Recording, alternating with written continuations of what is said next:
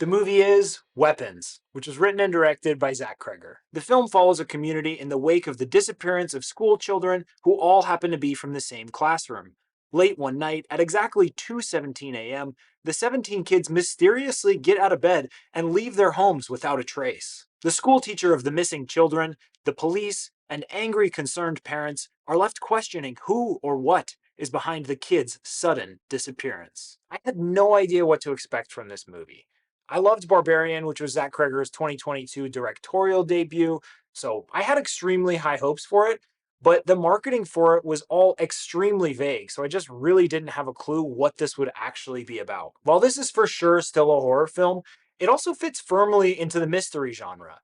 You'll likely be wondering what in the world is going on for most of the film, which is one of the most fun aspects of it in my opinion. This may be my favorite movie so far this year.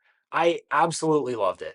Cregger's sophomore film shows his immense talent and cements him as an original visionary filmmaker with a truly unique voice. I seriously can't wait to watch whatever he puts out next. Legitimately, I'd watch a sequel to the Emoji Movie if he were attached to write and direct. Should we wash our hands? And as always, I'm going to keep this review spoiler free, but because I want you to go into this as blind as possible, I'm probably going to be a little bit more vague than usual today. Weapons is a movie that you will struggle to get out of your head. It is incredibly suspenseful from start to finish. Cregger's is seriously fantastic at building tension between the many characters in the film through his sharp writing, terrifyingly good lighting, and stellar camera work. The use of lighting is one of my favorite aspects of the film.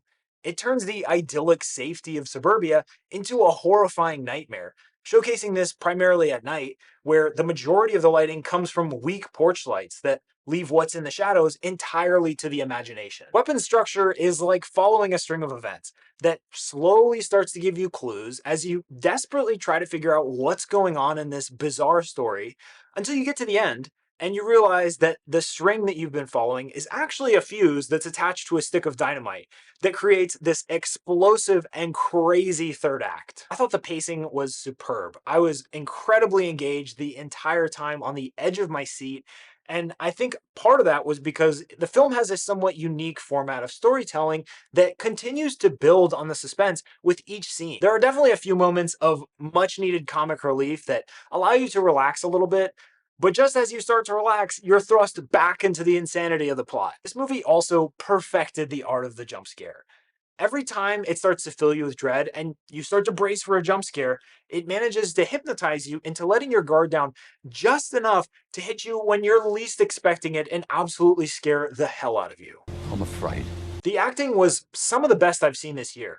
Lights out performances from everyone in the cast. Julia Garner, Josh Brolin, Alden Ehrenreich, Austin Abrams, Amy Madigan, and Benedict Wong all gave performances that are up there with the best of their careers. And now after seeing this, it's super weird to see the original actors that were lined up to star in this movie, but that had to drop out due to scheduling conflicts. The original cast was supposed to be Renate Reinsve as the school teacher, Pedro Pascal as the concerned father, Tom Burke as the cop, and Brian Tyree Henry as the school principal. And while it's really hard to even imagine what another version of the film would be like with that cast of original actors, I personally just don't see anybody doing a better job than the cast that made it into the final film. And funny enough, Austin Abrams was actually the only actor from the original cast to make it into the film. And I'm so glad he did, because his character was just so funny and I seriously needed every laugh I got from his performance. I also felt like this was very much a reflective movie in that what you take away from the film probably says a little bit more about you than it does about the movie itself. And while there are, of course, some explicit themes called out, like communal trauma and grief, the meaning of the film is much more ambiguous and up for interpretation, which I always appreciate in a movie. I really can't say enough good things about this movie.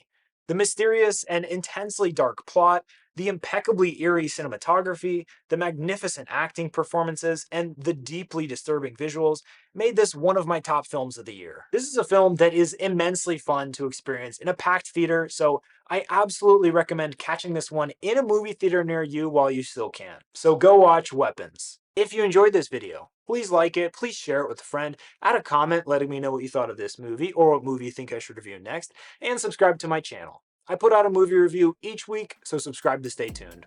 Thanks, y'all.